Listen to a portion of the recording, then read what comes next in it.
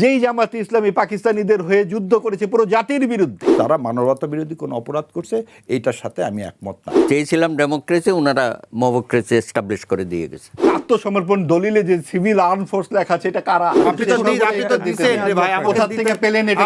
আমরা শেষ করে দিই। নিশ্চয়ই আওয়ামী লীগের ব্যাপারে তারা সিদ্ধান্ত নেবে। হঠাৎ করে ভোটের পরে আপনার সে আন্দোলন নাই কেন ভাই? হঠাৎ করে মব কোথায় উদাও হয়ে গেল? ভারত একটা হিন্দু রাষ্ট্র, পাকিস্তান একটা মুসলিম রাষ্ট্র, বাংলাদেশ একটা অসাম্প্রদায়িক রাষ্ট্র। কোনো রাজনৈতিক দলকে নিষিদ্ধ করে সেটা যে সুফল বইয়ে আনে না, সেটা তো অতীত অভিজ্ঞতা থেকেও আমরা দেখেছি। কম দামে পাঞ্জাবি বিক্রি করব, সেটা করতে পারিনি বলে আমাকে এই দেশ ছেড়ে চলে যেতে হলো।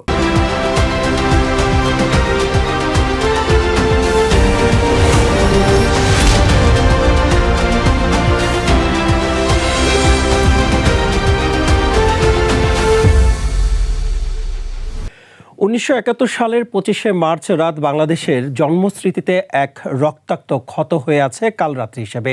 এই রাতেই পাকিস্তানে সামরিক জান্তা নিরস্ত্র বাঙালির উপর অপারেশন সার্চলাইট নামে যে বর্বরোচিত নিধনযজ্ঞ চালিয়েছিল, তা ছিল এই জাতির ইতিহাসের অন্যতম অন্ধকার অধ্যায়ের সূচনা।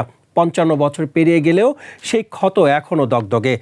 স্বাধীনতা দিবস সহ সাম্প্রতিক রাজনীতির নানা দিক নিয়ে আজকে আমরা আলোচনা করব। আজকে আমাদের আলোচনার বিষয় নির্ধারিত হয়েছে অপারেশন সার্চলাইট। এ বিষয়ে আজকে আলোচনা করতে আমাদের স্টুডিওতে উপস্থিত আছেন সিনিয়র অ্যাডভোকেট সুব্রত চৌধুরী, সভাপতি গণফোরাম, এবং আমাদের সঙ্গে আরও আছেন আলোচনা এগিয়ে নিতে সাংবাদিক ও কলামিস্ট মাহবুব আজিজ, এবং আমাদের সঙ্গে স্টুডিওতে আরও উপস্থিত আছেন আইনজীবী এস.এম. শাহরিয়ার কবির। আপনাদের তিনজনকে স্বাগত কালের কণ্ঠের স্টুডিওতে। শুরুতেই শাহরিয়ার কবির ভাই, আমি আপনাকে দিয়েই আলোচনা শুরু করতে চাচ্ছি। সিনিয়র ব্রেক করা ঠিক হবে না, সিনিয়রকে দিয়ে করতে হয়। আমি আপনার কাছ থেকে আলোচনা শুরু করে তারপরে আমি অবশ্যই সুব্রত দার কাছে যাব। একটু জানতে চাই যে 25শে মার্চ কাল রাতে কি হয়েছিল, কেন হয়েছিল, অথবা কারা জড়িত ছিল, এই বিষয়ে আপনার অবস্থানটাকে একটু জানাবেন। ধন্যবাদ আপনাকে, আপনার মাধ্যমে আপনার সমস্ত দর্শকদেরকে যারা এটা দেখবে পরবর্তীতে, তাদেরকে আসসালামু আলাইকুম রহমতুল্লাহ বারকাতুহ, এবং আপনাদেরকে শুভেচ্ছা। 25শে মার্চ এই যে কালো রাত্রি বা অপারেশন সার্চলাইট, এই বিষয়ে মানে কারো কোনো দ্ব্যর্থহীনভাবে বলতে হবে যে রাজনৈতিক সমাধানের পথ বেছে না নিয়ে সেই সময় এইভাবে অস্ত্রর ভাষা ব্যবহার করাটা পাকিস্তানিদের কোনোভাবে উচিত হয়নি, এবং সেটা নিরীহ সাধারণ বাঙালি যারা এদেশের মানুষের ভোটের অধিকার, যেটা নিয়ে আজকেও আমরা এখনও টিল ডেট আমরা যুদ্ধ করে যাচ্ছি, সেই ভোটের অধিকার রায় 1970 সালে যেখানে দিলেন, তাদের ক্ষমতায়নের জন্য যে আন্দোলন হচ্ছিল, সে আন্দোলনকে পাকিস্তান অস্ত্রের ভাষায় দমন করতে যাওয়াটা অবশ্যই পাকিস্তানের ঠিক হয়নি, এবং একটা জাতি সত্তাকে, এবং এটা আরেকটা জিনিস বলে দিই, পাকিস্তান আমার মনে হয় এখান তো পাকিস্তান পুরা পূর্ব এবং পশ্চিম পাকিস্তানই, তখন পশ্চিম পাকিস্তান বিশেষ করে আমি বলবো ভুট্টো সাহেব ছিলেন কিন্তু foreign minister of Ayub Khan, এবং ভুট্টো সাহেবের পিপুলস পার্টির সৃষ্টি কোথায় থেকে? আইয়ুব খানের দ্বারা। সামরিক জান্তারা সবসময় তারা চলে যাওয়ার আগে একটু ক্ষত রেখে যায়, সেই ক্ষতটাই ছিল হচ্ছে ভুট্টো সাহেব। ভুট্টো সাহেব সেদিন যদি তার পরাজয়কে মেনে নিতেন, এবং আরেকটা ছিল ডিসপারিটি, দুই দিকে দুই পক্ষে রায় দিয়েছেন, কিন্তু আমাদের এদিকে যেমন অ্যাবসলিউট রায়টা দিলেন শেখ সাহেবের পক্ষে, ভুট্টোর পক্ষে কিন্তু সেই অ্যাবসলিউট রায়টা ওইদিকে পশ্চিম পাকিস্তানে ছিল না। সুতরাং এর আগে আপনাদের আরেকটা জিনিস দেখতে হবে, আইয়ুব খানের যে ভোট প্যাটার্ন, সেই ভোট প্যাটার্নের বিরুদ্ধে সেই সময় বাংলাদেশের মানুষ এবং পুরা পাকিস্তানের মানুষ বলেছিল যে না, আমরা সার্বজনীন ভোটাধিকার চাই, এবং 70 সালে কিন্তু সার্বজনীন ভোটাধিকারের মাধ্যমে প্রথম ভোট অনুষ্ঠিত হয়, এবং এই সার্বজনীন ভোটাধিকারের মাধ্যমেই 162টা সিট সেই সময় আওয়ামী লীগ পায়। এবং এখানে আরেকটা জিনিস মনে রাখা দরকার, মৌলানা আব্দুল হামিদ খান ভাসানীর তার যে অবদান সেদিন যে ভোট তিনি বর্জন করলেন, যাতে সারা দেশের মানুষ একদিকে হয়ে ভোট দিতে পারে, নিজেদের মধ্যে ভোট কোনো ভাগাভাগি না হয়, সেজন্য তিনি যে ডাক দিলেন ভোটের আগে ভাত চাই, এই কথা বলে, এবং তাতে সারা বাংলাদেশের মানুষ একদিকে ভোট দিতে পেরেছিলেন। এবং এই রায়কে পৃথিবীর কোনো মানে ইতিহাসের কোনো জায়গায় মানুষের ভোটাধিকারের রায়কে যদি আপনি ভুলণ্ঠিত করতে চান, সেই রাজনৈতিক ভুলের মাসুল দিতে হয়। যেটা আজকে আমার কাছে মনে হচ্ছে এই যে রেফারেন্ডামে আমরা যেটা করছি, আজকে যে রেফারেন্ডাম নিয়ে যা করা হচ্ছে, ঠিক পাকিস্তান সরকারও সেই একই কাজ করছে। আমি জানি মানে না আজকে কি করা হচ্ছে, আজকে রেফারেন্ডাম অনুযায়ী আপনার জুলাই সনদকেও কি করা উচিত ছিল, অ্যাজ ইট ইজ বাস্তবায়ন করা উচিত ছিল, তাদের শপথ নেওয়া উচিত ছিল। দেখেন আজকে একটু খেয়াল করে দেখেন, 1 মার্চ কিন্তু ডাকা হয়েছিল, কি সংসদ অধিবেশন ডাকা হয়েছিল, জি 1 মার্চ বা 3 মার্চ, 3রা মার্চ ডাকা হলো। এবং তখনও কিন্তু শপথ নেওয়া হয়েছিল না 70 সাল নির্বাচনের পর। আপনি দেখেন আজকে আপনি ঠিক 30 দিনের মাথায় কিন্তু আপনি ডাকছেন, কি ডাকছেন, সংসদ ডাকলেন, এবং আপনি কিন্তু শপথ নিলেন না। এবং যেটা সেদিন ডেফার করে 25 তারিখে বোধহয়, আমি যদি ভুল না করি, 3 তারিখে পোস্টপোন করে 25 তারিখে ডাকা হয়েছিল, এবং সেটাকেও পোস্টপোন করে ফেলে দেওয়া হলো। সো আমার কাছে মনে হয় ইতিহাসের পুনরাবৃত্তি কখনোই সুখকর না। এবং পাকিস্তানের সেদিন যে রাজনৈতিক ভুল, সে ভুলের মাসুল খালি আমরা একা দিচ্ছি না, সবাই দিচ্ছে। বরং আমি একটা জিনিস বলবো যে সেদিন তাদের একটা ভুলে আমরা একটা মানচিত্র পাইছি, মানে আমরা একটা পতাকা পাইছি। সেদিন বাংলাদেশে কোনো রাজনীতির দলের কোনো ভুল ছিল কিনা, আপনি যেটা ওই যে 25শে মার্চে যেটা বললেন, যে 25শে মার্চে পাকিস্তানের আপনি ভূমিকার কথা জিজ্ঞাসা করছেন। সো পাকিস্তানের যে ভুল ছিল সেই ভুলের কথা বলুন। হ্যাঁ, এখানে আপনি যদি বলেন যে রাজনৈতিক ভুল আওয়ামী লীগের ছিল, মুসলিম লীগের ছিল, নিজাম ইসলাম পার্টির ছিল, এবং মালেক মন্ত্রিসভায় যে দল জয়েন করেছিল ইনক্লুডিং জামাত ইসলাম সহ, তাদের সেটা রাজনৈতিক ভুল ছিল। মানে জামাতের ভুলটা আসলে কি ছিল? এই জামাতের ভুল বললে হবে না, কারণ মালেক মন্ত্রিসভা, আবার আপনি এখানে একটু ডাইরেক্ট প্রশ্ন করলে হবে না, প্রশ্নটা হতে হবে সত্যের উপর ভিত্তি করে। মালেক মন্ত্রিসভায় কে কে ছিল? বাংলাদেশের রাজনীতির দলগুলোর কথা আগে বলতেছি, আগে শোনেন। বাংলাদেশে তাই সেসব রাজনৈতিক দল আছে। মালেক মন্ত্রিসভায় 5 জন ছিলেন আওয়ামী লীগের, না আওয়ামী লীগের ছিলেন। মালেক মন্ত্রিসভায় 5 জন ছিলেন মুসলিম লীগের, 3 জন ছিলেন আওয়ামী লীগের, নিজাম ইসলাম পার্টির ছিলেন 2 জন, জামাত ইসলামের ছিলেন 2 জন, 14 জন টোটাল পলিটিক্যাল পার্টি। এর মধ্যে এখনও কিন্তু মুসলিম লীগ বাংলাদেশে আছে, এবং তখন বৃহৎ রাজনৈতিক দল বলতে সে সময় কিন্তু জামাত ইসলাম না, মুসলিম লীগ ছিল। এবং এই যে ঐতিহাসিক যে ভুলটা জামাত ইসলামের, সেই সময় 25 তারিখের পরে পাকিস্তানকে সমর্থন করাটা, অবিভক্ত পাকিস্তান চেয়ে তারা যেটা করছে সেটা রাজনৈতিক ভুল, এটা আমি সব জায়গায় বলে আসছি। কিন্তু তাদের যে চিন্তাটা ছিল ভারতীয় আধিপত্যবাদ, এবং ভারত বাংলাদেশের স্বাধীনতা যুদ্ধে নিঃস্বার্থভাবে সাহায্য করছে অ্যাজ এ বিগ ব্রাদার হিসাবে, এটা ছিল সম্পূর্ণ একটা মিথ্যা ব্লাফ। ভারত বাংলাদেশকে সাহায্য করছে তার নিজের স্বার্থে, এবং ভারত কোনোদিন বাংলাদেশ স্বাধীনতার সার্বভৌমত্বকে সম্মান করে না। এদেশের মানুষ মাথা উঁচু হয়ে দাঁড়ায়, এটা ভারত কোনোদিন চায়নি। 71 সালের যুদ্ধে ভারতের যে অবদান, সে অবদান আরও নিকৃষ্ট জামাত ইসলামের চেয়েও, এবং এদেশের বুদ্ধিজীবী থেকে শুরু করে সব কিছু হত্যা করছে ভারত। ধন্যবাদ আপনাকে। জনাব সুব্রত চৌধুরী, আমি আপনার কাছে একটু আসতে চাই, আপনিও কি এএসএম শাহরিয়ার কবির তার সাথে একমত কিনা? না, সব বিষয়ে তো একমত হওয়া যাবে না। ব্যারিস্টার শাহরিয়ার কবির ওনার তো ভিন্ন অবস্থান আছে, ওখান থেকে উনি বিশ্লেষণ করবে। তো আজকে তো 25শে মার্চ স্মরণে আমরা আজকে এখানে আলোচনায় মিলিত হয়েছে। সকল শহীদদের প্রতি শ্রদ্ধা জানাই। আগামীকাল আমাদের মহান স্বাধীনতা দিবস, তো আজকেও আমরা উদযাপন করছি এটাকে কালো রাত্রি হিসেবে 25শে মার্চে, যেটা অপারেশন সার্চলাইট, বঙ্গবন্ধুর সাথে যে আলোচনাটা চলছিল সেই আলোচনাটা ভেঙে গেল। ইয়াহিয়া খান অনেক দিন ধরে এই ধরনের একটা পরিকল্পনা তাদের ছিল আর কি, কীভাবে গণহত্যাটা শুরু করবে। তো 25শে মার্চে রাতে তো ঢাকা বিশ্ববিদ্যালয়, তা পিলখানা, রাজারবাগ, এখানে হত্যাকাণ্ড পরিচালিত হয়েছে।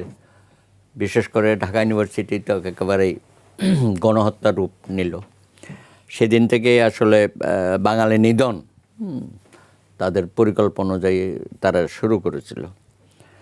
তা আজকে বর্তমান প্রেক্ষাপটে এবং বর্তমান সরকার সেই 25শে মার্চ উদযাপনের নানান কর্মসূচি নিয়েছে। প্রধানমন্ত্রী উনিও একটা বার্তা দিয়েছে জাতির উদ্দেশ্যে। তো সব দিকে মিলে মনে হয় যে বহুদিন পরে আমরা হয়তো সঠিক তথ্যটা আমরা বের করতে পারবো, কী কারণে এটা হয়েছিল। উনি কিছুটা আওয়ামী লীগের রাজনীতির বিষয়ে কিছুটা হয়তো, আমি জানি না, উনি অনেক সময় এটা বলেন আর কি, কিন্তু ওই সময়ে যারা আমরা ছিলাম একেবারে খুব সম্পৃক্ত, তখন আর কি করার ছিল? আমরা তো শেষ দিন পর্যন্ত চেষ্টা করেছি, না হলে কেন আমরা এই ধরনের আলাপ আলোচনার মধ্যে গেলাম। এবং আপনি জানেন যে গণফোরাম সভাপতি ডক্টর কামাল হোসেন তখন কিন্তু এই ডায়লগের মধ্যে একটা বিশেষ ভূমিকা ছিল। তার কাছ থেকেও আমরা অনেক কিছুই জেনেছি এবং শুনেছি। তো এখন শেষ পর্যন্ত এটা ঠিক যে এই গণহত্যার মধ্য দিয়ে আমাদের কিন্তু স্বাধীনতার আকাঙ্ক্ষাটা আমরা অনেক, কি বলবো, আমাদের স্বাধীনতার স্পৃহাটা খুব বেশি জোরালো হয়ে গেল আর কি। যদিও বহুদিন ধরে, বহু মাস ধরে আমরা এটা করছি, নানান স্লোগানের মধ্য দিয়ে আমরা স্বাধীনতার কথা বলেছি, কিন্তু গণহত্যার পরে আমাদের আর পেছনে যাবার কোনো সুযোগ ছিল না। এবং গণহত্যা তো এটা একদিন না, এটা শুরুই হলো। তারপরে তো 26শে মার্চ আমরা স্বাধীনতার ঘোষণাটা তো বঙ্গবন্ধুর নামে শহীদ প্রেসিডেন্ট জিয়াউর রহমান, উনি তখন চট্টগ্রাম ক্যান্টনমেন্ট থেকে, কালুরঘাট বেতার কেন্দ্র থেকে উনি বলেছেন। আমি তখন চট্টগ্রামেই ছিলাম। তো এগুলো অনেক কিছুই আমাদের চোখের সামনেই হয়েছে। তো আমি মনে করি আজকে 55 বছর পরে আবার আমরা আমাদের মধ্যে যে এই 71 সনের যে উজ্জীবিত ছিলাম আমরা, আমার কাছে কিন্তু এখনও সেই উজ্জীবিত শক্তিটা আমি পাচ্ছি আজকে সারা দেশে যেভাবে এটাকে নিয়ে আলাপ আলোচনা করছে। এবং ইতিহাসকে কখনো আপনি তো পেছনে ফেলতে পারবেন না, বা রাগঢাকও করা যাবে না। যেটা সত্যি সেটা ইতিহাস এটা প্রকাশিত হবে। সুতরাং আমার মনে হয় যে আমাদের রাষ্ট্রীয় জীবনে আমরা যে একটা জাতীয় ঐক্য সৃষ্টি করেছি বিগত গণ আন্দোলনের মধ্য দিয়ে, গণ অভ্যুত্থানের মধ্য দিয়ে, সেই ঐক্যটা যদি আমরা ধরে রাখতে পারি, তাহলে আমি মনে করি বাংলাদেশের মানুষের যে স্বপ্ন স্বাধীনতাকে নিয়ে, সেই স্বপ্ন এবং তাদের আশা আকাঙ্ক্ষা, সেটা আমরা প্রতিষ্ঠিত করতে পারবো। জনাব মাহবুব আজিজ, আপনার কাছে একটু আসতে চাই। সবসময় আমরা যেটি জেনে এসেছি যে ভারত নিঃস্বার্থে বাংলাদেশকে সহযোগিতা করেছিল 1971 সালে। এখন কেন সেই তথ্য সেটা বলা হচ্ছে কেন যে এটা একেবারে পুরোপুরি মিথ্যে, ভারত নিজের স্বার্থে আমাদেরকে সহযোগিতা করছে, এটা এখন কেন বলা হচ্ছে? ধন্যবাদ, শুভেচ্ছা সবাইকে। আসলে নিঃস্বার্থ বলে কি কোনো জিনিস আছে? আপনি যে কোনো একটা কাজ করুন, এটা তো একটা মানে কূটনীতিক একটা আচার যে আপনি একটা দেশ, স্বাধীন একটা আলাদা দেশ, সে তার জন্য কাজ করবে এখানে নিঃস্বার্থ। এখানে মানে এটা কি কোনো দাতব্য প্রতিষ্ঠান নাকি কেউ যে সে তার মতো করে একটা দাতব্য করতে গেছে? ব্যাপারটা তো তা নয়। কারণ এখানে ইতিহাস যে এই বিষয়টা আমরা নিয়ে কথা বলছি, এটা কিন্তু 1-2 বছরের ইতিহাস নয়। একটা পরিবারের ইতিহাস থাকে 100-150 বছরের, 2-3 পুরুষের। আমরা প্রত্যেকের দাদার কথা জানি। তো দাদার বয়সটা যদি আপনি ধরুন, বাবার বয়স ধরলে 100-150 বছর চলে আসে। সেখানে একটা দেশ ও জাতির কথা যখন আপনি বলবেন, অত দূর না গেলাম, অন্তত দেশভাগ থেকে তো শুরু করতে হবে। তো 47 সালে দেশভাগটা হলো কেন? ধর্মের ভিত্তিতে। যখন ব্রিটিশরা চলে যেতে চাইলো, তারা একটা বিষ বৃক্ষ রোপণ করে দিয়ে গেল যে তোমরা ভালো থাকবে, তোমরা ঐক্যবদ্ধ থাকবে, তোমরা পৃথিবীর অন্যতম সেরা একটা শক্তি হবে, দাঁড়াও দেখাচ্ছি। একটা বিষ বৃক্ষ দিয়ে দিল এবং সেখানে ধর্মের ভিত্তিতে ভাগ হলো। হিন্দুরা যেখানে সংখ্যা গরিষ্ঠ সেটা হলো ভারত, মুসলিমরা যেখানে সংখ্যা গরিষ্ঠ সেখানে হলো পাকিস্তান। এবং সেখানে 2 অংশ 2 দিকে দিয়ে মাঝখানে ভারতকে রাখা হলো। এবং সেখানে এই একদম জন্ম থেকে পূর্ব পাকিস্তান নানান রকম সীমাবদ্ধতা, প্রতিবন্ধকতা, ঔপনিবেশিকতার মধ্যে পড়ল। বিশেষ করে জন্মের 3 থেকে 4 বছরের মধ্যে রাষ্ট্রভাষা কি হবে সেটা নিয়ে তাদের উপরে আক্রমণ হলো এবং সেটা পশ্চিম পাকিস্তানিরা করলো এবং পরবর্তী 23 বছর পুরোটাই ধর্মের নামে এখানে শোষণ হয়েছে, এখানে ঔপনিবেশিক আচরণ হয়েছে, এখানে অর্থনৈতিক নিপীড়ন চলেছে এবং একটা বৈষম্য চলে এসেছে। মনে হয়েছে যে পূর্ব পাকিস্তান পশ্চিম পাকিস্তানের উপনিবেশ। এই ছিল বাস্তবতা। সেই বাস্তবতার বিরুদ্ধে সেই শুরু থেকেই 50-এ ভাষা আন্দোলনে মানুষ দাঁড়িয়েছে এবং তারপরে ধারাবাহিকতা এই জায়গায় আমি একটু আমরা যেটা এতদিন জেনে এসেছে সেটা ভুল কিনা না, আমরা কে কাকে জানাবে? আপনি এখানে বাতাস আছে, এটা কি ভুল হবে? সূর্য উঠেছে, এটা ভুল হবে? আমি বলতে পারি এটা রাত, সেটা যারা বলবে তারা রাত, তাদের কাছে রাত হতে পারে, এটা ভুল শুদ্ধের তো বিষয় নয়। এখন বিষয়টা হচ্ছে যে আমি শুরুতেই এই জায়গাটিতে একটু শ্রদ্ধা নিবেদন করতে চাই। আজকে 25শে মার্চ, আজকে এতদিন পরে 55 বছর পরে আমরা কথা বলছি। আমরা সেই রাতে যারা নিহত হয়েছেন, পরবর্তী 9 মাসে যারা নিহত হয়েছেন, তাদের প্রতি শ্রদ্ধা জানাই। আজকে বাংলা ভাষায় মাথা উঁচু করে কথা বলতে পারছি সেই সমস্ত বীর শহীদদের জন্যেই। এবং এই জায়গায় যে ইতিহাস নিয়ে যে সমস্ত তর্ক বিতর্ক, এই জায়গাতে একটা ছোট্ট একটা সেটারও একটা ইতিহাস আছে। কি কারণে হঠাৎ করে 55 বছর পরে এই ধরনের কথাবার্তা বলতে হচ্ছে? এই গত অনেক দিন কিন্তু কথাগুলো বলতে হয়নি, সেটা আমাদের বেশ কয়েকটি সরকারের আমলে। হঠাৎ করে কেন এই কথাগুলো আসছে কারণ হচ্ছে ওই যে 47-এ যেভাবে পাকিস্তান হলো, পরবর্তী 23 বছর ইসলামের নামে অত্যাচার করা হলো, বাংলাকে বলা হলো হিন্দুয়ানি ভাষা, সেখানে পাকিস্তানি উর্দু শব্দগুলো ঢুকিয়ে দেওয়া হলো, বলা হলো যে এইখানে সমস্ত কিছু এই হিন্দুয়ানি, বাঙালি সংস্কৃতি মানে হিন্দুয়ানি সংস্কৃতি, এবং এই জায়গাতে 63 সালে রবীন্দ্রনাথকে নিষিদ্ধ করা হলো, ছায়ানটের উপরে হামলা চললো, বলা হলো যে রবীন্দ্রনাথ হিন্দু। এমনও বলা হলো পাকিস্তানি তখনকার যে মোনায়েম খান ছিলেন, তিনি বললেন যে কেন তোমরা রবীন্দ্রসঙ্গীত লিখতে পারো না, ওই হিন্দু লোকের গান কেন গাইতে হবে? এই সমস্ত অনেক বিষয়গুলো আছে এবং তারই ধারাবাহিকতায় 60 দশকে বাঙালির জাগরণ, 69-এ গণ অভ্যুত্থান, 71-এর মুক্তিযুদ্ধ, তারপরে আমাদের মুক্তিযুদ্ধোত্তর নানান রকম ঘটনার প্রবাহে 24-এ যে গণ অভ্যুত্থান হলো, তার ইতিহাসটা হচ্ছে যে তার আগের 15 থেকে 16 বছরের দুঃশাসন, কর্তৃত্ববাদী শাসন, স্বৈরাচারী শাসন, 3 বার ভোটহীন নির্বাচন, রাতের বেলা নির্বাচন, আমিডামি নির্বাচন, এককেন্দ্রিক নির্বাচনের পর মানুষ তার সমস্ত কিছু, তার যে দাবি দাওয়া নিয়ে রাজপথে নেমে এলো। 36 দিনের গণ অভ্যুত্থান হলো। তখন আমরা কিন্তু কোনো বিতর্ক শুনিনি, তখন আমরা অসাম্প্রদায়িক গান শুনেছি। 2 তারিখ, 3 তারিখ, 4 আগস্টে জন্ম আমার ধন্য হলো, মুক্তির আমরা সবাই শুনেছি সেইখানে। তখন কিন্তু আমরা এগুলো শুনিনি। তারপরে যেই ঘটনাটি ঘটে গেল, যেই অন্তর্বর্তীকালীন সরকার ক্ষমতায় এলো, মব রাজার এক সন্ত্রাসী, এই মব রাজার রাজত্বে এখানে একটা ডানপন্থার উল্লম্ফন ঘটে গেল।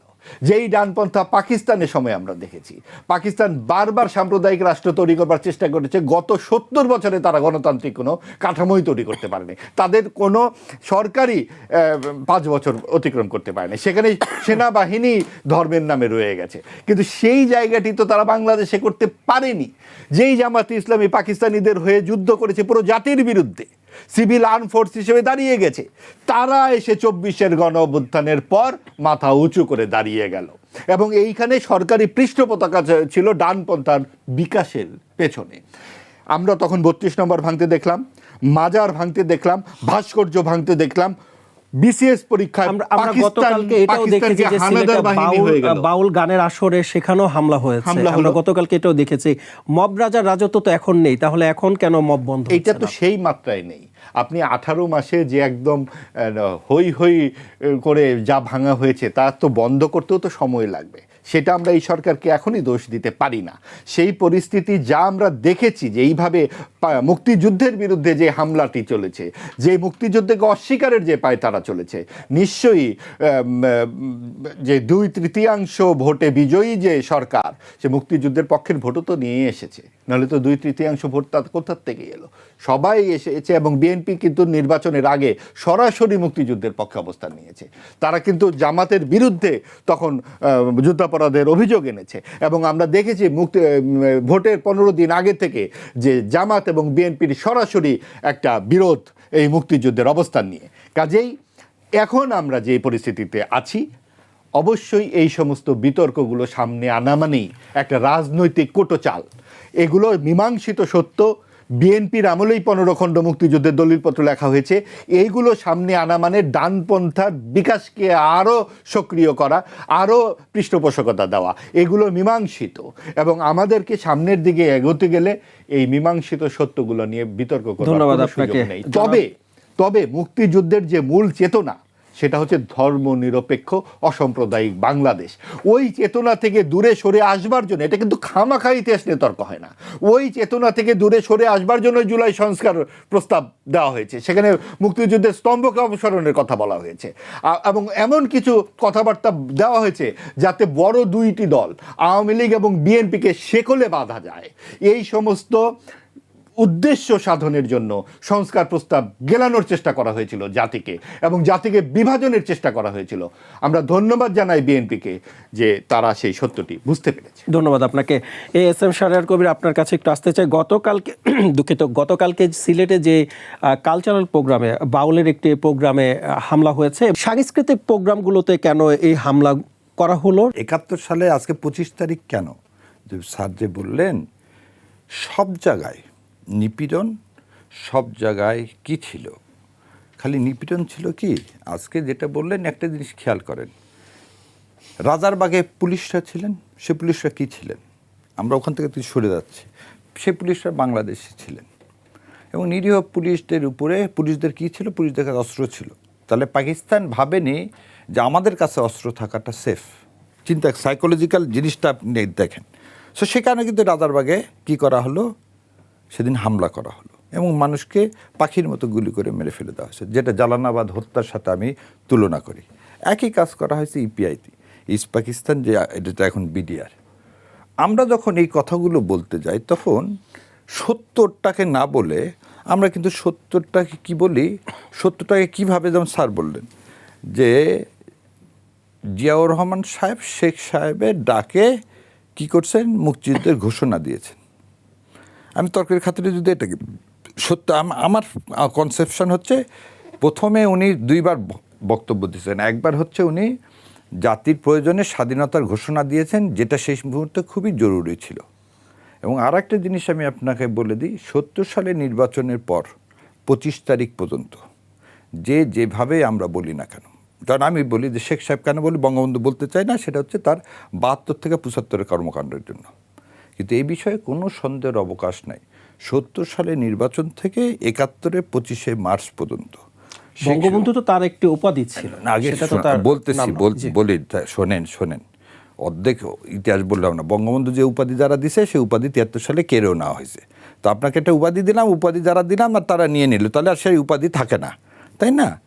সো আমি সেজন্য ওইখানে যাচ্ছি না। আমার কথাটা আগে বোঝেন যে 71 সালের 25শে মার্চ পর্যন্ত স্যার যেটা বলছে, বাংলাদেশের সবাই আপামর জনসাধারণ তাদের সর্বোচ্চ ত্যাগ করছে। কি করছে? শেখ মুজিবুর রহমান তো স্বায়ত্তশাসনই চেয়েছিল, এক পাকিস্তানই চাইছিল, না হলে 25 তারিখ পর্যন্ত তিনি কেন আলোচনায় বসলেন? তিনি তো কোনো কি চাইনি, স্বাধীনতা ঘোষণা করে দিলেন, 7ই মার্চ করেননি তো। কী জন্যে? কারণ আমরা চেয়েছিলামটা কি? স্বায়ত্তশাসন। আমরা চেয়েছিলাম কি? একটা ট্রু স্বায়ত্তশাসন, একটা মেকি স্বায়ত্তশাসন না। ইউনাইটেড স্টেট যেমন আছে সেরকম আমরা একটা ইউনাইটেড ফর্ম চেয়েছিলাম। এই ফর্মটা চাওয়া তো অন্যায় না, এবং জনগণ আমাদেরকে তো সেই রায় দিয়েছিল। মানে 7ই মার্চকে তিনি দুর্গ গড়ে তোলার কথা বলেছিলেন, যে তিনি যদি হুকুম দিতে নাও পারেন তাহলে ঘরে ঘরে বুঝলাম। আপনি কিন্তু রাস্তা এটা তো আপনার যদি এটা দেখে থাকেন যে আমি অনেকগুলো এখানে কোট করছি, সবার শেষে ভাষণ সে কনক্লুশন করছে জয় বাংলা জয় পাকিস্তান বলে, এবং সেদিন তিনি কিন্তু যুদ্ধের ঘোষণা সরাসরি দেননি। এই কথা বলে লাভ নেই। আমরা যুদ্ধ আমাদেরকে ঠেলে দিয়েছেন পাকিস্তান, এটা হচ্ছে সবচেয়ে বড় সত্য কথা। এবং এই ঠেলে দিয়েছে কবে? 25 তারিখে। 25 তারিখ রাতে তারা এই ক্র্যাকডাউন না করলে আমরা সমস্ত বাংলাদেশি মানুষেরা অস্ত্র হাতে নিত না। স্যারদের মতো সবাই অস্ত্র হাতে নিছে কি জন্যে? যখন তুমি আমার উপরে প্রতিরোধ, জাসদের ওই স্লোগান আসলো কখন? প্রতিরোধে প্রতিশোধ, জাসদ জাসদ, যখন আপনাকে ঠেলে দেওয়া হয় ওয়ালের সাথে। তা আমরা সেই সত্যটা বলতেছি। 15 অ্যামেন্ডমেন্টের মাধ্যমে আপনি কনস্টিটিউশনে কি করে দিলেন? কনস্টিটিউশনে বলে দিলেন স্বাধীনতার ঘোষক হচ্ছে শেখ মুজিবুর রহমান।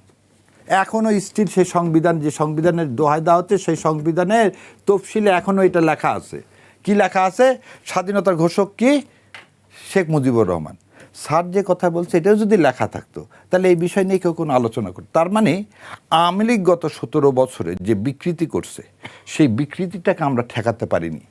যে ভাই যে 12 খণ্ডের কথা বললেন, ওই 12 খণ্ড যদি ইনট্যাক্ট রাখা হতো তাহলে আর স্বাধীনতার এই যে আজকে যত প্রশ্নগুলো করা হচ্ছে এটা হতো না।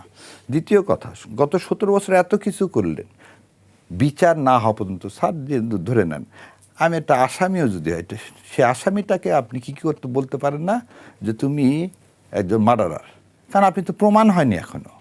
প্রমাণ না হওয়া পর্যন্ত আপনি কাউকে বলতে পারেন না। এটা হচ্ছে আমার পারসেপশান, এবং এই আমার পারসেপশানটা কি, এটা হচ্ছে লয়ের পারসেপশান। এভরিওয়ান কি treated to be innocent until proven guilty. তা আপনি তার বিরুদ্ধে মামলা করেন না কেন? এখনই মামলা করেন। আমার কথাটা যদি জামাত ইসলাম করে থাকে তার বিরুদ্ধে আপনি দল হিসেবে মামলা করেন। মামলা করার আগ পর্যন্ত আপনি বলতে পারবেন না যে এটা ভেরি অবজেকশনেবল যে তারা সশস্ত্র সংগ্রাম করছে। আমার কাছে এটা আমি বলছি রাজনৈতিক ভুল ছিল, কিন্তু তারা মানবতা বিরোধী কোনো অপরাধ করছে এইটার সাথে আমি একমত না এটা আমি ঘৃণা ভরে প্রত্যাখ্যান করি। এটা জামাত ইসলাম করেনি। দ্বিতীয় যে কথাটা একটু আগে বললেন আপনি, আপনার কাছে ওই জায়গাতে যাই শোনেন, মব রাজত্বের কথাটা বললেন, তাহলে 71 সালে কি মব ছিল? 36শে জুলাই কি মব ছিল? আপনারা ইতিহাস আবার বিকৃতি করতেছেন। এলোফোতে সমাজতন্ত্র ধর্মনিরপেক্ষতা ছিল না। 70 সালে আপনি ম্যান্ডেট পাইছেন যে ইসলামের বিরুদ্ধে কোনো আইন করবেন না। আপনি 72-এ বলতেছেন স্তম্ভ। 71 সালে কোনো মুক্তিযোদ্ধারা নামাজ পড়ছে, কার বাড়িতে নামাজ পড়েনি? আপনারা যে বলতে যে আপনাদের বলে দিই, প্রথম আমার মামা শহীদ হয়েছে হচ্ছে এই রাজারবাগে। হিয়াজ দেন এসআই, এই রাজারবাগ পুলিশ লাইনে আমার মামা শহীদ হয়েছেন, তার লাস্ট ডেড বডি আমরা পাইনি। আমার আর এক মামা আর্মিতে ছিলেন, তারা ডেড বডি পাওয়া যায়নি, সেও শহীদ, সে হচ্ছে ইপিআই ছিলেন। এবার আসেন আমার 2 চাচার কথা। আমার 2 চাচা রাজশাহী ইউনিভার্সিটিতে পড়তেন, আর একজন ছাত্রলীগের সেক্রেটারি ছিলেন। দুজনের লাস্ট ডেড বডি পায়নি। আমার পরিবার সবসময় নামাজ পড়ছে, নামাজ পড়ে, এবং আমার পরিবার, আমার দাদা দাদি সবার আমার বাড়িঘর জ্বালায় দেওয়া হয়েছে। আমি জীবনে কার কাছ থেকে শুনিনি একটা মুক্তিযোদ্ধা পরিবার হিসাবে যে আমরা সবাই সমাজতন্ত্র কায়েমের জন্য মুক্তিযুদ্ধ করছি বা ধর্মনিরপেক্ষতার জন্য মুক্তিযুদ্ধ হয়েছে কিছু পাকিস্তানের শোষণ নীতির বিরুদ্ধে, পাকিস্তানের কি আমাদের উপর যে অন্যায় অত্যাচার করছে সেটার বিরুদ্ধে, পাকিস্তান যে অগ্নিসংযোগ করছে, নির্বিচারে মানুষকে হত্যা করছে সেটার বিরুদ্ধে, পাকিস্তান আমার মা বোনকে যে অসম্মান করছে সেটার বিরুদ্ধে। এখানে হঠাৎ করে আপনি ধর্মনিরপেক্ষতা, এই অসত্য জিনিস, এবং আপনি এই সমাজতন্ত্র, এই জিনিসটাকে নিয়ে আসলেন কীভাবে? মুক্তিযুদ্ধের স্তম্ভ। এই করে আমরা মুক্তিযুদ্ধকে বিকৃতি করছি। এবং আপনি ওই যে বললেন না একটু আগে মব সন্ত্রাসের কথা, আচ্ছা গত ইউনূস সরকারের আমলে এত আন্দোলন হলো যে ওই মানে আপনি সে আন্দোলনের সকালবেলা একটা হয় তো দুপুরবেলা আর একটা হয়। হঠাৎ করে ভোটের পরে আপনার সে আন্দোলন নাই কেন ভাই? হঠাৎ করে মব কোথায় উদাও হয়ে গেল? আজকে আপনি সিলেটে যেটা ভাই বলছেন যে এখনই সিলেটে একটা এসপি সাহেব, আপনার এসপি সাহেবের বিরুদ্ধে আপনি তো বলছেন আইনের শাসন যদি প্রতিষ্ঠা হয়ে থাকে, আইনের শাসন প্রতিষ্ঠা প্রথম দিনই তো আপনি করেননি। কি করেননি? এখন তাহলে মানে কি? এই মব বলতেছেন কেন? যাতে জুলাই সনদ বাস্তবায়ন না হয়। আপনি যে বললেন যে লালনের কোথায় কি করছেন, লালনের ওখানে আমি এখনই ছবি দেখাচ্ছি, আমাকে ছবি দিছে। আপনি আমি কম দামে পাঞ্জাবি বিক্রি করব সেটা করতে পারিনি বলে আমাকে এই দেশ ছেড়ে চলে যেতে হলো। আপনি তো সেটা নিয়ে আসতেছেন না এখানে। কালকে যে স্টেটমেন্টটা দিল, আমি গরিব মানুষের জন্য আমার পাঞ্জাবি আমি 10 টাকা কেন ফ্রি দিব, তোমার কি? না না আমি একটু জানতে চাই যে কয়েনের আরেকদিক ঘটনার সাথে জামাতের সংশ্লিষ্টতা আছে কিনা একটু জানতে চাই। না আমি আপনাকে প্রথমে বলে নিছি যে আপনাকে কথাগুলো বলতে হবে। প্রথম হচ্ছে জামাতের মুখপাত্র তো আমি না। দ্বিতীয় কথা, আপনি বলছেন যে এসপি সাহেবের কথা, আগে কথাটা শুনে যে আপনি আমি জামাতকে সমর্থন করতে, আগে কথা বলছেন যে প্লিজ সত্যটা শুনতে হবে। সত্যটা আপনি বলছেন যে এসপি সাহেব হচ্ছে জামাত ইসলাম করে তার ভাই। আপনি কিন্তু এই কাজ, এবং এসপি সাহেবের সংশ্লিষ্টতা আছে। যদি এটা থাকে, রাষ্ট্রের প্রয়োজন, যদি কারো সংশ্লিষ্টতা থাকে সেটা প্রমাণ করুক, তারপর আমরা বলবো যে জামাত এর সাথে জড়িত কিনা। যতক্ষণ পর্যন্ত এইরকম কোনো কিছু আসতেছে না ততক্ষণ এখানে মন্তব্য নিষ্প্রয়োজন। আর একটা দিন জামাতের খেয়ে দেয়ে কাজ পড়েনি এইসব অনুষ্ঠান বন্ধ করার। জামাতের বহু কাজ আছে। যা এই সকালবেলায় আপনাকে বললাম, জামাতে ইসলাম চাইনিজ অ্যাম্বাসেডরকে ফোন দিছে যে তেল কোথায় থেকে আসবে, রাশিয়ান অ্যাম্বাসেডরকে ফোন দিছে, ইরানি অ্যাম্বাসেডরকে phone, in front of mind. In front of mind আমরা সকালবেলা চাইনিজ অ্যাম্বাসেডরকে ফোন দিলাম, রাশিয়ান অ্যাম্বাসেডরকে ফোন দিলাম, ইরানিয়ান অ্যাম্বাসেডরকে ফোন দিলাম। যে আপনি শোনেন বলছেন আগে, যে শোনেন আপনার শোনেন সামনে শোনেন, শেষ করতে দেন। জি, sure, please. সার এবং তেল কোথায় থেকে আসবে? জামাত ইসলাম এসব কাজ করে। ওই কোথায় কোন মন্দির বরং আমরা রক্ষা করে, কোনটা কোন দিন ভাঙায় হয় না। ওই কোন সঙ্গীত, আমার সঙ্গীতকে কোথাও কে করবে, এই যে অধিকার, এই অধিকারকে জামাত ইসলাম কোনোদিন হরণ করেনি, করবেও না ইনশাল্লাহ। এই ধরনের বাজে কাজের মধ্যে জামাতের কোনো সংশ্লিষ্ট ছিল না, থাকবেও না। অতএব এই ধরনের প্রশ্ন অবান্তর। একটু জানতে চাই যে আপনি তো কিছুক্ষণ আগে বললেন যে আপনি জামাতের মুখপাত্র নন, কিন্তু আপনি বলছেন যে আপনার সামনে ফোন দিয়েছে জামাতের আমির বিভিন্ন জায়গায়। দুঃখিত, হ্যাঁ আচ্ছা, আমি কি বললাম আপনাকে যে আমি জামাতের মুখপাত্র না। মুখপাত্র কে হয়? যারা স্টেটসম্যান, কে পার্টির মহাসচিব। আপনি তাহলে এই তথ্যগুলো জানলেন কিভাবে যে আমি একজন বাংলাদেশে ওই যে বললাম সে বিরোধী দলীয় প্রধান, সো আমার কাছে তো ভাই সরকারি দলের প্রধানের কাছে যাওয়ার অ্যাক্সেস নাই, বিরোধী দলের প্রধানের কাছে যাওয়ার অ্যাক্সেস আছে। এবং এই দেশের সাধারণ মানুষ হিসাবে যে আমি শোনেন, সাধারণ মানুষ আগে শেষ করতে দেন। সাধারণ মানুষ হিসাবে আমার চিন্তা হচ্ছে এখন আমার তেল দরকার, এদের ইরি মৌসুম আসতেছে, আমার কি দরকার? সার দরকার। সো ওইটা নিয়ে আমি বেশি চিন্তিত। আমি কোনো প্রোপাগান্ডা তৈরি করার মেশিন হিসাবে। তাহলে সরকার কি করছেন? জামাতের বিরোধী দল যদি এত ভূমিকা পালন করে তাহলে সরকারের আসলে মানে সবারই বাংলাদেশ সরকার তো এখন পর্যন্ত যেটা করতেছে, যেটা বলতেছে, সরকার বলতেছে তেলের কোনো ক্রাইসিস নেই। কাল রাতে আমি 2 ঘন্টা, স্যার কতক্ষণ দাঁড়ায় ছিল আমি জানি না, আমি 2 ঘন্টা দাঁড়া থাকার পর তেল পাইছি। এখানে যারা 3 জনই আছেন, আপনিও আছেন, একজন বলেন তো যে না দাঁড়ায় থেকে যে তেল পাচ্ছেন। এই বিষয়ে আমি আপনার কাছে প্রশ্ন নিয়ে আসবো। জনাব সুব্রত চৌধুরী, আমি আপনার কাছে একটু আসতে চাই। কিছু হলেই যে সংস্কৃতির উপরে হামলা, সাংস্কৃতিক কর্মীদের উপরে হামলা আসলে কেন হচ্ছে এখনো? না, এটা তো বিশেষ করে গত 18 মাস ভয়াবহ পরিস্থিতির সৃষ্টি হয়েছিল আর কি। যদিও সরকার অনেক সময় এগুলো অস্বীকার করেছে। 200-র বেশি সার্ভিস ও ফিচারে লেনদেনের সব বিকাশ অ্যাপে সম্ভব। কিন্তু বাস্তবতা হচ্ছে মবক্রেসির মধ্যেই আমরা ঢুকে গেছিলাম। এবং এই 18 মাস মনে হচ্ছিল যে চেয়েছিলাম ডেমোক্রেসি, ওনারা মবক্রেসি এস্টাবলিশ করে দিয়ে গেছে। এখন এগুলো তো বিচার হওয়া উচিত। বিচারহীনতার অপসংস্কৃতি তো গত 17 বছর তো শেখ হাসিনার সময় আমরা দেখেছি। আমরা আশা করেছিলাম যে ইউনূস সাহেব সেগুলো নিয়ে হয়তো কিছু শক্ত অবস্থানে নেবে, কিন্তু ওনারাও দেখলাম যে গাবাসি দিয়েছে, বা তারাও চাচ্ছিল এগুলো। আরে তাজুল বলে একজন ছিল না প্রসিকিউটর, হ্যাঁ, সে তো ওপেনলি একটা ইয়েতে মবক্রেসের পক্ষে, আমিও ছিলাম ওই আলোচনার মধ্যে, সে মবক্রেসের পক্ষে বক্তব্য দিল আর কি। এটা প্রেশার গ্রুপ, এটার নাম দেবো। আর ওনাদের একজন কলিগ ছিল এতে যমুনাতে, শফিক সাহেব, হ্যাঁ, সে তো প্রেশার গ্রুপ হিসাবে এটাকে চালিয়ে দিয়েছে আর কি। তবে মহাসচিব বিএনপির উনি বলেছেন যে তারা এগুলো শূন্যের কোটায় আনবেন এবং রাডার সেট করা হয়েছে, এই রাডারে কোথায় কী হচ্ছে তারা সেটা দেখবে। তো এর মধ্যে এই ঘটনাগুলো ঘটছে। মানে এখন আমরা তো প্রশ্ন করতে পারি এখন বিকল কিনা, বা কোনো কিছু ধরা পড়ছে না কেন? না, ধরা না পড়লে আপনি জানলেন কিভাবে? কিন্তু এটা তো হওয়ার কথা ছিল না। সেটা বলছি। না, কথা হচ্ছে ঘটনা যখনই যেখানেই ঘটুক, যে অবস্থায় ঘটুক, এগুলো প্রতিকার হইতে হবে তো। এবং সরকার যে বলছে, আরে জিরো টলারেন্স তো শেখ হাসিনার সময় সবসময় বলেছে, আইজিপি বলেছে, র্যাবের চিফ বলেছে, স্বরাষ্ট্রমন্ত্রীরও সবসময় বলতো জিরো টলারেন্স। আমাদের বর্তমান স্বরাষ্ট্রমন্ত্রীও হয়তো এইসব কথাই বলবে। স্বরাষ্ট্রমন্ত্রীর জায়গাটা এমনই যে সবসময় ওনারা জিরো টলারেন্সের কথা বলে। এখন জিরো টলারেন্সটা আমরা বাস্তবে দেখতে চাই। হ্যাঁ, এরকম ঘটনা তো আরও ঘটবে, তাই না? চাঁদাবাজি কি বন্ধ হয়েছে? সেটা চলতেছে না? কোন কোন জায়গায় নীরবে হচ্ছে, সরবে হচ্ছে। আমি এগুলোর ব্যাপারে তো সরকারের শক্ত অবস্থান আমরা দেখতে চাই, তাই না? এত একটা পপুলার গভর্নমেন্ট, প্রসঙ্গে যেতে চাই। এখন আমরা 1 মাসের মাথায় বসে এত সমালোচনায় যেতে চাই না, কিন্তু আমরা দৃশ্যমান কিছু দেখতে চাই। যাওয়ার আগে আমি একটু শাহরিয়ার ভাইয়ের বিষয়টা নিয়ে একটু কথা বলে নিই, যে এটা খুবই গুরুত্বপূর্ণ যে আমাদের এখানে ইতিহাসের যেই বিকৃতির বিষয়গুলো আমরা বারবার, বিশেষ করে 18 মাসে মব রাজার আমলে যেটা দেখলাম।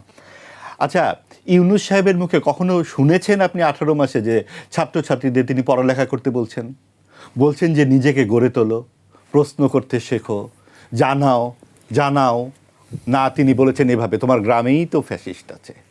তিনি উস্কে দিয়েছেন যে ওকে ধরো, ওকে মারো। কেন?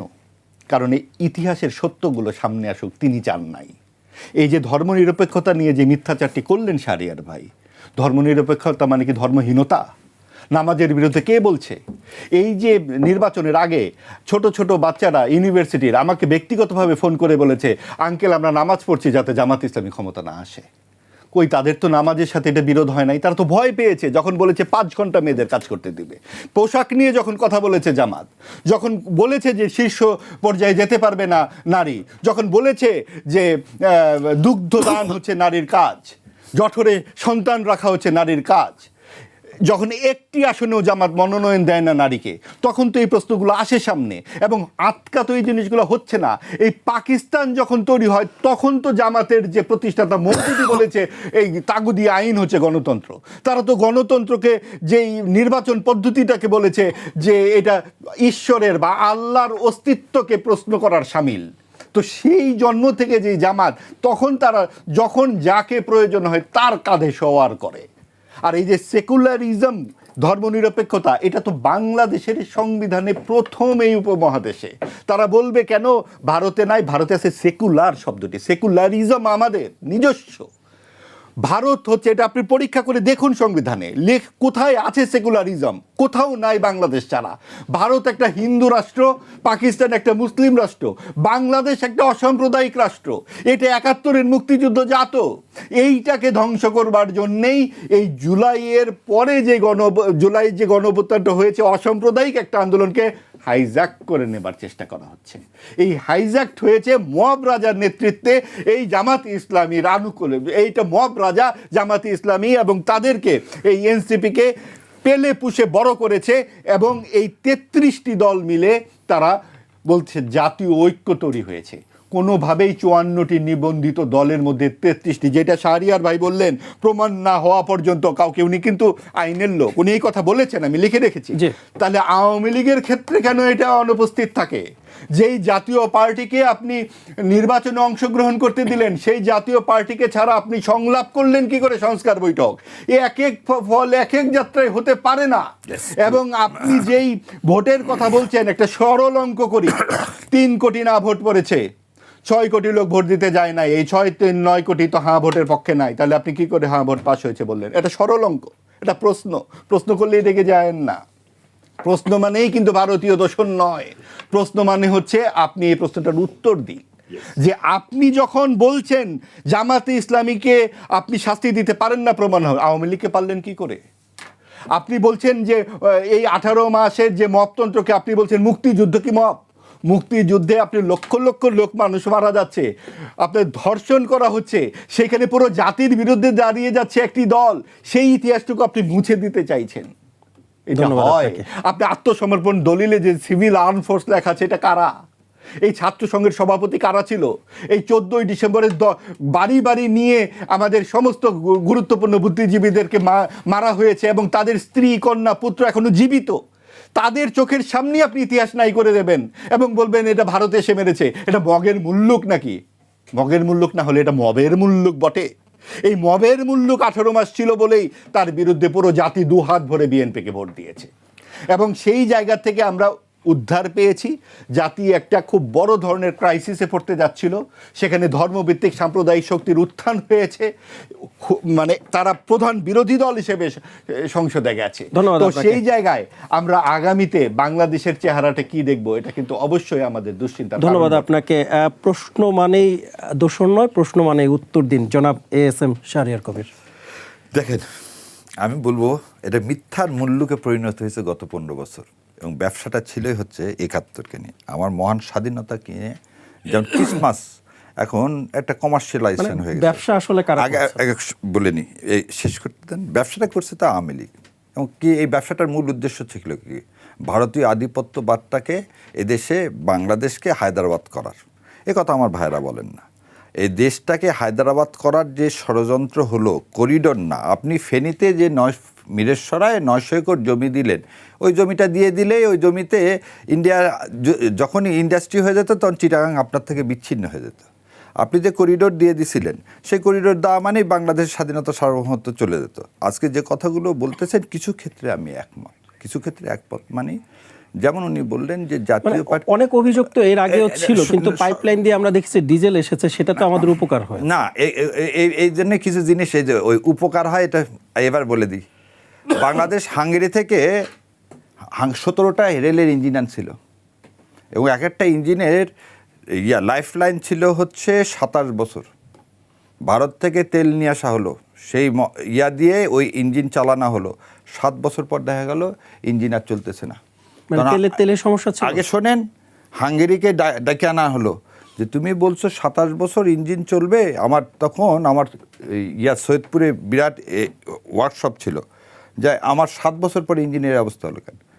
তখন বললো যে তুমি কি তেল ইউজ করছো, কোথায় তেল দেখা গেল সে তেলে সালফারের পরিমাণ এত ছিল যে ভিতরে সমস্ত মেশিনগুলোকে খেয়ে ফেলে, যে বিয়ারিং যেটা থাকে সেই বিয়ারিংটাকে খেয়ে ফেলে দিছে। এবং ওই সালফার আলা তেল ইন্ডিয়ায় ইউজ করে না। ইন্ডিয়া হচ্ছে আপনার এই বন্ধু, যে আপনার দেশের প্রতিষ্ঠান আপনাদের সবকে খেয়ে ফেলে দেওয়ার জন্য সে হচ্ছে সালফার। এই কথাকে আমরা কেউ বলি না। দ্বিতীয় কথা, আমরা যে ভাই যেটা বললো, ভাই আমার হয়তো ইন্টারপ্রিটেশন ভাই বোঝেননি, আমরা তা বলিনি।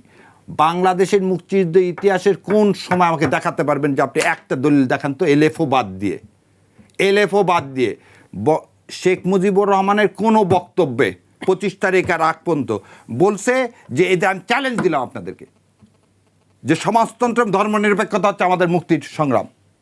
একটা জায়গায় দেখেন তো, একটা বক্তৃতায় দেখাতে পারবেন তো?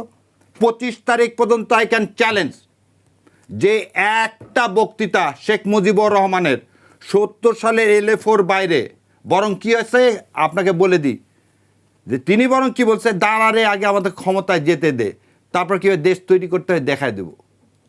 তার আগ পর্যন্ত কোনোদিন এই কথা বলেনি। আজকে ইম্পোর্টেড কথা কোথায় আসলো? ভাই যেটা বললো, হ্যাঁ এটা সত্যি। আগে শেষ করতে দেন, আপনি তো দিচ্ছেন রে ভাই, আমরা আগে শেষ করে দিই। আগে আপনি তো বলতে গেলে খালি এটা নিয়ে আলোচনা হবে। এলএফওটা কি ছিল? আপনি তো এলএফওর ভিত্তিতেই আপনি ইলেকশনটা করছেন। আমার মনে হয় এই বিষয়ে হচ্ছে স্যার, আমি নিরপেক্ষ মানি, উনি তো জীবন্ত কিংবদন্তি। এলএফওর ভিত্তিতে আপনি 70 সাল নির্বাচন করছেন, এলএফওর ভিত্তিতে আপনি আওয়ামী লীগ ইশতেহার দিয়েছেন। আওয়ামী লীগ ইশতেহারে কী ছিল? যে আমরা ইসলাম এবং কোরআনের বিরুদ্ধে কোনো আইন করব না, এবং আপনার এলএফওতেও ছিল, একদম প্রথমেই ছিল ইসলামের বিরুদ্ধে কোনো কিছু করব না। আপনি ধর্মনিরপেক্ষতা, সেকুলারিজম কি ইসলামের বিরুদ্ধে কি বিরুদ্ধে না। এবং সেকুলারিজমের জন্য আমরা মুক্তিযুদ্ধ করছি না, আমরা মুক্তিযুদ্ধ করছি কি পাকিস্তান নিপীড়নের জন্যে। আমরা মুক্তিযুদ্ধ কেন করছি? পাকিস্তান যে আমাদেরকে সর্বক্ষেত্রে যে বৈষম্য, সেই বৈষম্যর জন্য। আজকে আপনি একটা জিনিস উনি যে বললেন মব রাজা ইউনূস সাহেবকে, তো মব রাজার আন্ডারে বাবা গিয়া নিলেন কেন? আর আওয়ামী লীগের কথা বলেন, শোনেন, মুসলিম লীগকে কি মানুষ প্রত্যাখ্যান করেনি 71 সালের পর? করছে না করেনি? আপনি যদি জামাত ইসলামের কথা বলেন, জামাত ইসলামকে 40% ভোট দিয়ে জামাতকে প্রত্যাখ্যান করেনি। আওয়ামী লীগকে মানুষ প্রত্যাখ্যান করছে না করেনি? গত 1.5 বছর 2 বছর আপনি আওয়ামী লীগকে কী করছেন? কার্যক্রম নিষিদ্ধ করে রাখছেন। আপনি 15 বছর তো জামাতকেও নিষিদ্ধ করে রাখছিলেন। কি পারছেন? যদি মানুষ আপনাকে ভালোবাসে, লেট দেম নো, সামনে আসুক রে ভাই, আপনার আসুক। এখন এইভাবে যদি আমরা পাল্টা প্রশ্ন করি, তাহলে এই প্রসঙ্গতে কথা বলতে হবে। ওনাকে বলছি, আপনি বলেন না কেন? আপনার এই যে ছোট করে ধর্মনিরপেক্ষতার বিষয়টা একটু বলি। উনি যে বললেন যে আওয়ামী লীগের ম্যানিফেস্টোতে ছিল না, আওয়ামী লীগের ম্যানিফেস্টোতে ছিল যে 71-এ এরকম একটা রক্তস্নাত মুক্তিযুদ্ধ হবে। এই মুক্তিযুদ্ধের অভিজ্ঞান নাই। এই যে রক্ত স্নান হলো, সেখান থেকে কিছু শেখা হয় নাই।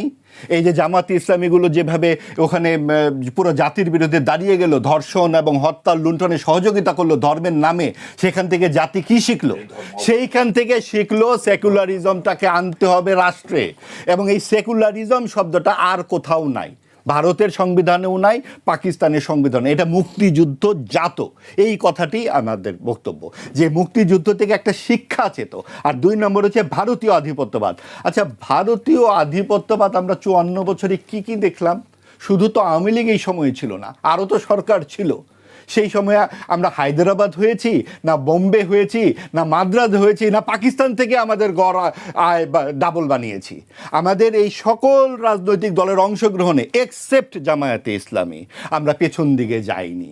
এবং এই পেছন দিকে যাইনি বলেই এই মব রাজার আমলে কিন্তু আমরা দেখেছি পাকিস্তানের সঙ্গে প্রীতি ও আহ্লাদের সম্পর্ক। আমরা দেখেছি ইনকিলাব শব্দ, আজাদি শব্দগুলো, এগুলো কিন্তু ও পাশ থেকে এসেছে এবং ওই জায়গাগুলোতে আমরা আহ্লাদ করতে চাচ্ছি না বলেই আমরা ভারতের, আমার সময় ওনার সময় আমি কথা বলিনি, এবং আমরা ভারতের সাথে যেভাবে চোখে চোখ রেখে কথা বলবো, আমরা পাকিস্তানের সাথেও পেয়ারে পাকিস্তানের শব্দটি ওনার মুখে কখনো শোনা যায় না। খালি ভারতীয় আধিপত্যবাদী শোনা যায়, পাকিস্তানি তাকাল্লুল শব্দটি শোনা যায় না। ওনার জন্য আমি একটা শব্দ দিয়ে দিলাম, পাকিস্তানি তাকাল্লুল। ওই শব্দটির অর্থ হচ্ছে পাকিস্তানি আধিপত্যবাদ। আমরা যেমন ভারতীয় আধিপত্যবাদ মানি না, পাকিস্তানি তাকাল্লুল মানি না। হ্যাঁ, পাকিস্তানি তাকাল্লুলের বিরুদ্ধে উনি বলবেন বলে প্রত্যাশা করি। এবং এই ধর্মনিরপেক্ষ বাংলাদেশের জন্যই মুক্তিযুদ্ধ হয়েছে, এবং এই মুক্তিযুদ্ধজাত বাংলাদেশে ধর্মীয় সাম্প্রদায়িকতার কোনো স্থান নেই। ধন্যবাদ আপনাকে জনাব সুব্রত চৌধুরী। আসতে চাই, গত 17 মার্চ 1 মাস পূর্ণ করেছে বিএনপি সরকার। এই 1 মাসকে আপনি কিভাবে মূল্যায়ন করবেন? না, ওইভাবে মূল্যায়ন করার এখনো সময় হয়নি, যদিও 5 বছরের যেগুলো সিমটম দেখা যাচ্ছে সেই ব্যাপারে সরকারের আরো একটু কঠোর অবস্থানে থাকা দরকার এবং সজাগ দৃষ্টিতে। যেমন ধরেন এই যে অ্যাক্সিডেন্টগুলো হলো ঈদের সময়, আমরা তো একটা স্বস্তিদায়ক যাত্রা চেয়েছিলাম, তাই না? একজন মন্ত্রীকে আপনি 3টা মন্ত্রণালয়ের দায়িত্ব দিয়ে বসে আছেন, তো উনি কোথায় যাবে? উনি নৌপথে যাবে, আর কি যেন রেলে যাবে, সড়কে যাবে, ছুটাছুটি অবশ্য উনি করেছেন, কিন্তু তেমন তো আমরা ইমপ্রুভমেন্ট তো দেখি নাই সেরকম। তারপরে যেগুলো অ্যাক্সিডেন্টগুলো হলো সেগুলোর ব্যাপারে যে একটা কঠোর অবস্থানে নেওয়া, সেটাও দেখি নাই। ধীরে ধীরে হয়তো নিচ্ছে তারা, এবং প্রায় 204 জন বোধহয় ঈদ যাত্রাতে আমরা ভাই বোনদের হারিয়েছি। শিশু হত্যা একটা প্রসঙ্গ আনতে চাচ্ছি জনাব সুব্রত চৌধুরী, একটু জানিয়ে রাখি, আপনাকে একটু জানাতে চাই যে আওয়ামী লীগের রাজনৈতিক কার্যক্রম নিষেধাজ্ঞা প্রসঙ্গে মির্জা ফখরুল ইসলাম আলমগীর বলেছেন, আওয়ামী লীগের কার্যক্রম নিষিদ্ধ আছে, বন্ধ থাকবে, বাকি যারা আছে তারা কাজ করবে এবং করছেও। তার মানে কি যারা দেশের বাইরে আছে তারা দেশে এসে রাজনীতি করতে পারবে না? উনি বোধহয় অন্যান্য দলের কথা বলেছে, মানে 14 দল যেটা ছিল অ্যালায়েন্স, তাদের কথা বলেছে, অন্যদের ব্যাপারে তো বলে নাই। এখন বিএনপি তো একটা বৃহৎ রাজনৈতিক দল, এবং নিশ্চয়ই আওয়ামী লীগের ব্যাপারে তারা সিদ্ধান্ত নেবে। হয়তো এই মুহূর্তে তারা বলেছে যে না, সরকার এখনও ওইটা বন্ধ আছে, কার্যক্রম বন্ধ রাখবে।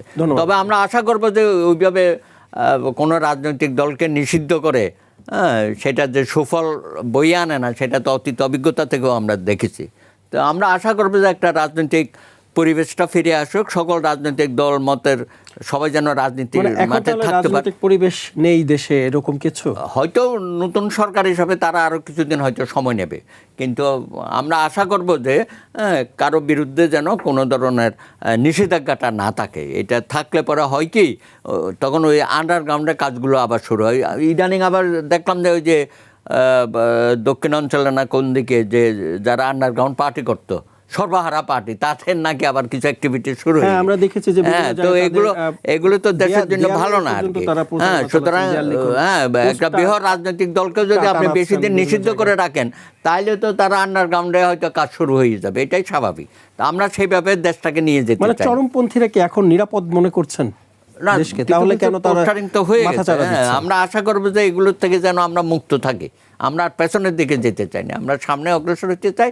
সকলের গণতান্ত্রিক অধিকারটুকুন যেন আমরা সমানভাবে প্রযোজ্য হয় সবার ক্ষেত্রে। জনাব মাহবুব আজিজ, একটু আসতে চাই আপনার কাছে। আমরা কিছুদিন আগে একটি মর্মান্তিক দুর্ঘটনা দেখলাম কুমিল্লায়, বাস এবং ট্রেনের সংঘর্ষে 204 জনের মৃত্যু হয়েছে। এটি সরকারের একটি দুর্ঘটনা না, সব মিলিয়ে দুঃখিত, মানে ওখানে 12 জন। এর আগেও কিন্তু অনেক দুর্ঘটনা ঘটেছে, সব মিলিয়ে 204 জনের মৃত্যু হয়েছে। এদের বিষয়ে সরকার আসলে কি ব্যবস্থা নিয়েছেন? এবং আমরা তো দেখেছি যে মানুষ মারা গেলে অভ্যুত্থান পর্যন্ত হয়ে গেছে। এই 204 জনের তাহলে কি জীবনের কোনো মূল্য নেই সরকারের কাছে, বা তারা কি ব্যবস্থা নেবেন? আসলে আমাদের তো পুরো কাঠামোটাই নানানভাবে ক্ষতিগ্রস্ত হয়েছে। এটা যেমন বিভিন্ন সরকারের দুর্বলতা ছিল, তারপরে মব সন্ত্রাসী যে অন্তর্বর্তীকালীন সরকারের সময়, তো তখন আসলে সেই অর্থে তো কোনো কাজই হয় নাই। তারা ইতিহাস চর্চায় ব্যস্ত ছিলেন একজন। আপনি এই প্রশ্নগুলো তো আমাদের এখানে করা উচিত যে উপদেষ্টারা যে কাজে যুক্ত হয়েছিলেন কোন যোগ্যতায়, প্রধান উপদেষ্টা তো ফুটবল খেলছিলেন, আর অন্যান্য উপদেষ্টারা তো বিভিন্ন জায়গায় অস্ট্রেলিয়া থেকে 2-3টা ফেসবুক স্ট্যাটাস দিয়েছিলেন।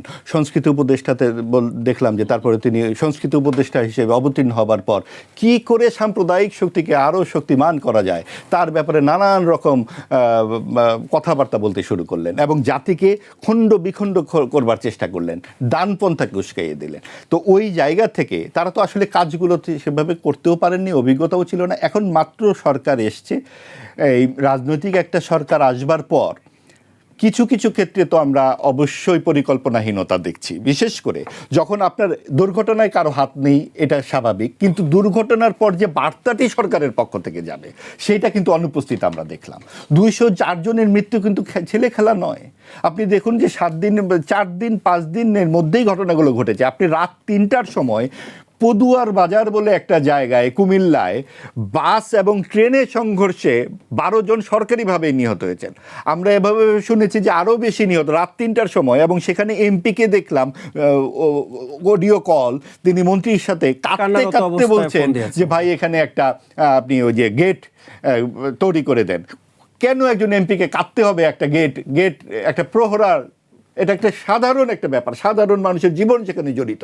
তার মানে এই কথাও উনি বলেছেন এমপি যে এর আগে সরকার প্রধানদের ছিল, এখানে বরাদ্দ ছিল, যারা ওখানে আমলা ছিলেন তারা পুরো লুটপাট করে খেয়ে ফেলেছেন। অর্থাৎ এই লুটপাট তন্ত্র যেটা আওয়ামী লীগ করেছে 15-16 বছর, তার আগে যারা করেছেন এই অন্তর্বর্তীকালীন সময়ে সেটা অব্যাহত ছিল। কাজে এই যে এই অব্যাহত রাজনীতি যেন একটা মৌচাকে পরিণত হয়, টাকা বানানোর একটা যন্ত্রে পরিণত হয়, যখন যে যায় লঙ্কায় সেই হয় রাবণ।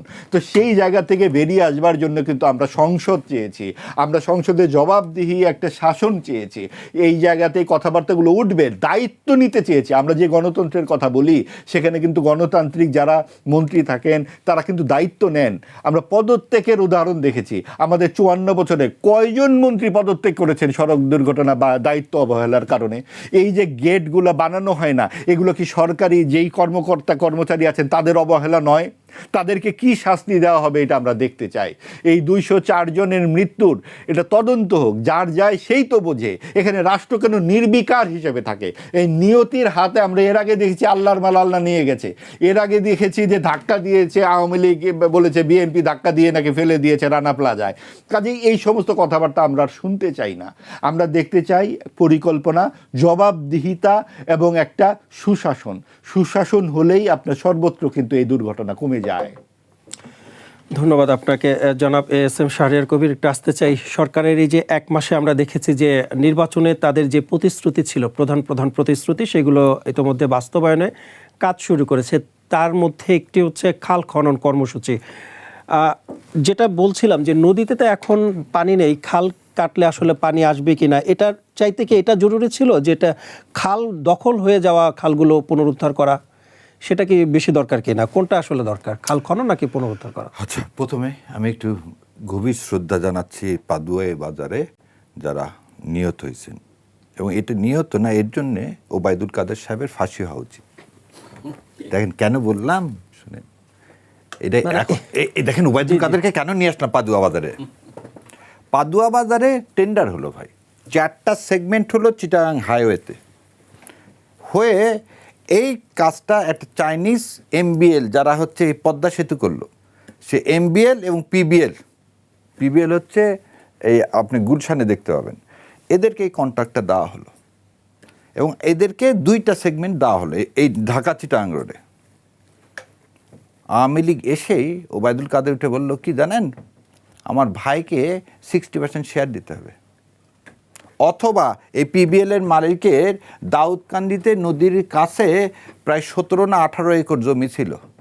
ওবায়দুল কাদের বলল যে এটা দিতে হবে। স্টিল আই রিমেম্বার, কারণ আমি তখন আরবিট্রেশনের চিঠি দিয়ে, কারণ তাকে টার্মিনেশনের নোটিশ দিচ্ছে, এবং কত পার্সেন্ট কাজ শেষ হয়েছে জানেন? 84% কাজ, 84। এবং এই যে আপনি বললেন রেলগেটের কথা, রেলগেট ওই ইয়ার মধ্যে ছিল যে নিচে রেলগেট করতে হবে, কারণ পাদুয়া বাজার ওটার হচ্ছে ওভারব্রিজ করা হলো যাতে উপর থেকে সব যায়, আর নিচে রেল লাইন। তাহলে আপনি রেল লাইনে যেমন এই যে মহাখালীতে দেখতেছেন না যে নিচে, তাহলে সেখানে তো আপনার একটা গেট থাকতে হবে। এটা কিন্তু fundamental, it's not a matter of joke. যে না আপনি ইঞ্জিনিয়ার, আমি করে দিছি, এটা হয়নি। এমপি সাহেব যে কাঁদতেছে, তার আগে এমপি সাহেবের করা উচিত ছিল এটা হয়নি কেন, যখন এই চিটাং হাইওয়ে, কারণ এই চিটাং হাইওয়ে কিন্তু এই এমপি সাহেবের আগে তো 1.5 বছর, সেটা 1.5 বছর না, আমি আপনাকে বলতেছি এই কাজটা কি করলেন জানেন, পরে টার্মিনেট করে দিচ্ছেন পিবিএলকে, করে 3 বার বৃদ্ধি করলেন ওবায়দুল, 3 বার, যেটা শেষ হওয়ার কথা ছিল কত, মানে 12,000 বা কততে, সেই কাজটা আমি টাকাটা এক্স্যাক্টলি মনে নাই, 3 বার রিশিডিউল করে 3 গুণে সে কাজ শেষ পর্যন্ত শেষ করলেন, এবং সে কাজের যা ছিল তাই আছে। সেই জন্য বললাম যে বাংলাদেশের যে সাংস্কৃতিক গত 15 বছর আমি চোখের সামনে দেখলাম যে এই যে কাজটা শেষ না হয়েও নিজের লোক হলে, তমা হলে, কাজ শেষ না হলে 60% হলে হ্যান্ড ওভার হয়ে যায়। আপনি এই 3rd টার্মিনাল আপনি উদ্বোধন করে দিচ্ছেন কত % কাজ নিয়ে, 3rd টার্মিনাল যে শেখ হাসিনা যদি উদ্বোধন করছেন সেই 70%ও কাজ হয়নি, তাহলে 84%-এ পিবিএলের মতো, সেই কোম্পানিটা এখন নিয়ারলি ব্যাংকরাপ্ট। সেই ইঞ্জিনিয়ার আমিনুল হক সাহেবের সেই কোম্পানি পিবিএল আজকে নিয়ারলি ব্যাংকরাপ্ট, এই এক ওবায়দুল কাদেরের জন্যে। সেজন্য বললাম ওনার ফাঁসি হওয়া উচিত। এবার আপনার কাছে আসি, যে নদীর ইয়াটা দেখেন, নদীর আমাদের একটা বিখ্যাত মামলা আছে স্যার জানেন, সেটা হচ্ছে 2 জন জাজ সাহেবের রায় দেওয়া আছে।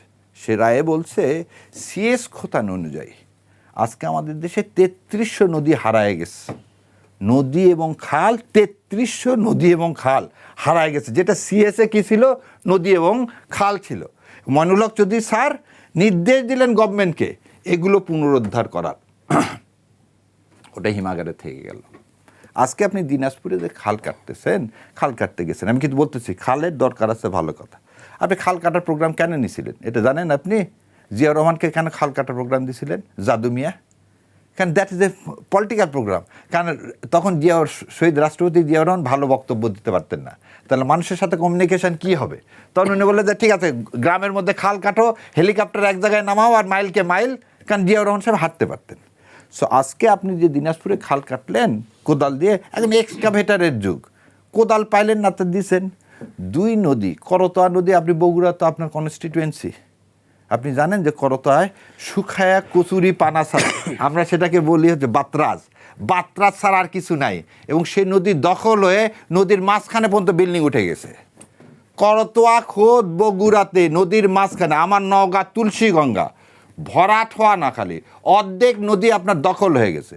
আপনি যদি আগে নদীগুলো কী করবেন, আপনি ওটা যান না ঢাকায়, এই যে মিরপুর 15-তে খাল, সে খালে কী করবো, খালের ভিতরে আপনার আরসিসি পিলার দিয়ে উঠছে, আরসিসি পিলার উঠছে। আপনি এগুলো আগে করবেন, আগে আপনাকে কী করতে হবে, সমন্বিত প্ল্যান করতে হবে, সমন্বিত প্ল্যান করে তারপর ভাই খাল 1 টাকার খাল 500 টাকা দেন, কোনো অসুবিধা নেই। দ্বিতীয় কথা, বাজেট হওয়ার আগে পার্লামেন্টে আপনি আলোচনা না করে ফান্ড পাইলেন কোথায়? ওই যে ভাইয়ের কথা অনুযায়ী যদি বলি, মবের বাচ্চা তো কোনো ফান্ড রেখে দেয়নি আপনার ফ্যামিলি কার্ডের জন্যে, মবের বাচ্চা তো আপনার এগ্রিকালচার কার্ডের জন্য ফান্ড রেখে দেয়নি, খাল কাটার জন্য ফান্ড রেখে দেয়নি। বাজেট পাস না হলে স্যার এটা ভালো জানে, কনস্টিটিউশনের চ্যাপ্টার 2-তে বলা আছে ফান্ড আগে অ্যালোকেটেড হতে হবে, তারপর আপনি খরচ করতে পারেন। রাষ্ট্রের এদের ওনারাও বলছে কি অমুকের একটা ফান্ড ছিল, সেই ফান্ডটা আমি এখানে খরচ করছি। আপনি ফান্ড আরেক জায়গায় ডাইভার্ট করতে পারবেন না, public money. Without the approval of the parliament you can not divert the fund.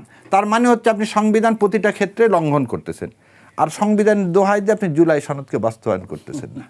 So এইটাই হচ্ছে আমি দেখি গত 1 মাসের অ্যাচিভমেন্ট। যে একটু জানতে চাই, এই একটি প্রশ্ন আপনার কাছে রাখতে চাই, যে 1 দশক পরে যে পাবনায় আবারও চরমপন্থীদের পোস্টার এবং দেয়াল লিখন কিন্তু সম্প্রতি সংবাদ মাধ্যম, গণমাধ্যম সব জায়গায় কিন্তু প্রকাশ হয়েছে, আমরা দেখেছি যে এখন আসলে চরমপন্থীরা কেন মাথা চারা দিয়ে উঠছেন, তারা এই সরকারের আমলে, অথবা এখন তারা নিরাপদ বোধ মনে করছেন কি না, এই কারণেই কি তারা মাথা চারা দিয়ে উঠছেন? তার আগে একটু ভাইয়ের যে কথা বলছিলেন, ইনকলাব জিন্দাবাদ, ছোটোবেলায় আমার খুব বই পড়ার খুব শখ ছিল, বহুত ছোটোবেলা থেকে, তে ঘরে বাইরের কথা এখনো মনে আছে, স্যারের যদি হয়ে থাকে একটু ছোট করে জানান। একদম ছোট করে বলতেছি।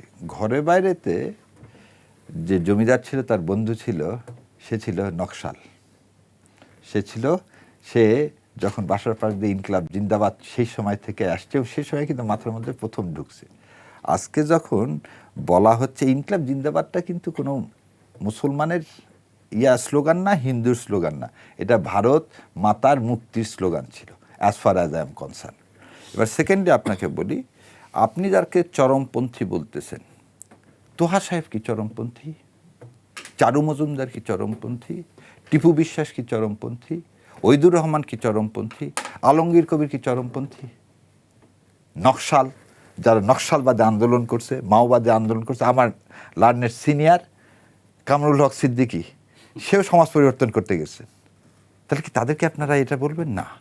আপনি দেখেন বাংলা ভাই ছিল এক্সট্রিমিজম, বাংলা ভাই ছিল কি চরমপন্থী, কারণ সে সমস্ত কোর্ট কাছারিতে বোমা ফাটাই দিছে একদিনে। তার জন্য সরকার কি করছে, তার ব্যবস্থা নিছে, তাকে অ্যারেস্ট করছে, ফাঁসির কাস্টে ঝুলাই দিছে। আপনি এখন দর্শনকে বলবেন না কি করবেন? যেমন আমরা ক্রস ফায়ারে দিয়ে মারছি, দর্শনকে তো আপনি ক্রস ফায়ার দিয়ে মারতে পারবেন না। যেমন ইউনূস সরকার সবচেয়ে বড় ব্যর্থতা আওয়ামী লীগ দল হিসাবে তার বিচারটা না করা। বিচারে যদি আওয়ামী লীগ ব্যান না হতো, আজকে এই নির্বাচনে আওয়ামী লীগ কি করতে পারতো? আওয়ামী লীগের কার্যক্রম তো নিষিদ্ধ, কার্যক্রম নিষিদ্ধ একটা জিনিস, আপনি কিন্তু আওয়ামী লীগকে ব্যান করা সেটা তো বিচার তো আর মানে কারো হস্তক্ষেপ থাকবে না, বিচার তো বিচারের অধীনে চলবে। কথাটা শুনে, জি প্লিজ। অ্যাডমিনিস্ট্রেটিভ অর্ডার দিয়ে কোনো দলকে নিষিদ্ধ করার মতো জঘন্য কাজ নাই। আবার আপনি শোনেন, আপনাকে ওই ম্যান্ডেট কে দিল? ইউনূস সাহেব। আপনি চার্জ ফ্রেম করতে কয়দিন লাগে? আপনি কি এটা জানেন যে এই যে আপনি ইয়া করলেন 18 মাসে আপনি চার্জ ফ্রেম করতে পারতেন না? কোর্ট অর্ডার দিতে পারতো না শুনানি করে যে আওয়ামী লীগের কার্যক্রম স্থগিত হয়ে থাকবে যতক্ষণ এই মামলা শেষ না হয়? আজকে তো আপনি ঠুক করে যে ইয়া দিয়ে দিলেন, কি আমার জুলাই সনদ নিয়ে আপনি যে আদেশ, প্রেসিডেন্টের আদেশ, সেই আদেশের রিট ফাইল করে দিলেন, দিয়ে পার্লামেন্টে বলেছে ওই রিট চলমান, অথবা আমি কিছু করতে পারবো না। প্রশ্ন হচ্ছে কি, আমরা সবাই কি ধোকার মধ্যে পড়ছি? ভাইয়ের সাথে আমি কিন্তু এক জায়গায় একমত যে এই 17 মাসের অ্যাকাউন্টেবিলিটি যদি ইউনূস সরকারের কাছে চাওয়া হয়, ওনাদের অ্যাচিভমেন্টগুলো কি কি?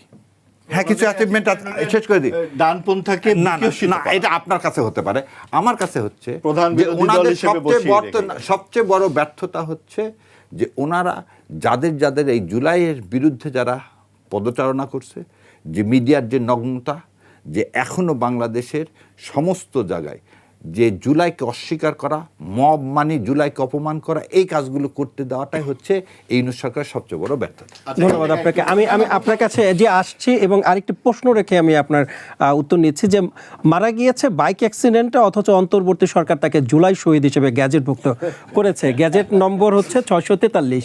এমনকি তার মৃত্যুকে কেন্দ্র করে কিন্তু এই ধরনের ঘটনা কেন ঘটলো? কথাটা আসল জায়গা বাদ দিয়ে ভূতের ঠ্যাং নিয়ে দৌড়াদৌড়ি করলে হবে না। আসল জায়গা যেটা হচ্ছে, আপনি দেখুন, উনি বললেন যে নগ্নভাবে জুলাইয়ের কি জানি লাইনটা বললেন, বাক্যটা, যে এইগুলা বিচারের আওতায়। আসলে কোনো কিছুই কিন্তু আলোর বাইরে নয়।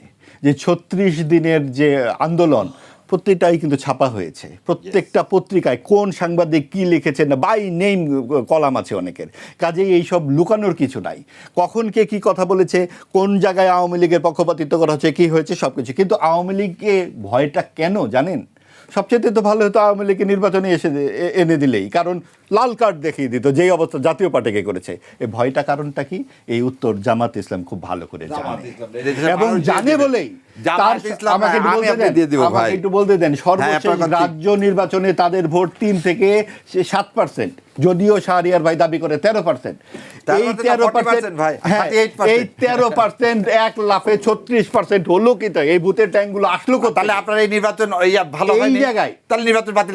না, নির্বাচন বাতিলের বিষয় না। আমরা যখন আসল প্লেয়ারটিকে বাইরে রাখবো, তখন আমি এবং আসলাম ভাই খেলবো। এই জায়গায় স্বৈরাচারকে আপনি কেন লাল কার্ড দেওয়ার ব্যবস্থা করছেন না? যেমন ভাবে আপনি জাতীয় পার্টিকে দিলেন, ভয়টি কোথায় মব রাজার? এই প্রশ্নটি থেকে গেল। এবং ইনকিলাবের যে বিষয়টি, জোর করে কোনো শব্দ চাপিয়ে দেওয়া যায় না। উনি বললেন এটা ভারতীয় বামপন্থীদের, ঠিকই আছে। ভারতীয় শব্দ আপনারা ব্যবহার করলে এটা ভারতীয় আধিপত্যবাদ হয় না, আর আপনার বিরোধীরা ব্যবহার করলে এটা পাকিস্তানি তাকাল্লুল হয়ে যাবে।